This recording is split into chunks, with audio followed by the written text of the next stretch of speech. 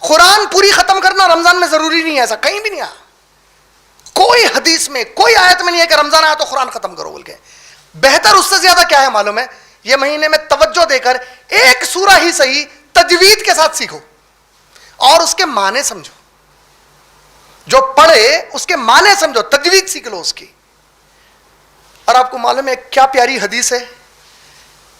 مثال کے طور پر بچہ ہے، بچہ کھیل کود کر رہا، اماں بابا کو کھیلتے کھیلتے پکارا تو اماں بابا ہاں کیا ہے بولو، بچہ اچانک آگ میں گرنے گزارا، کیسی جلدی لپکتے بچے کی طرف، ہر چیز چھوڑ کے بچے پہ توجہ ہوتی نہیں ہوتی۔ نبی صلی اللہ علیہ وسلم فرمائے تم لوگ چاہتے ہو کہ اللہ ایسی توجہ دے تمہارے اوپر؟ بولے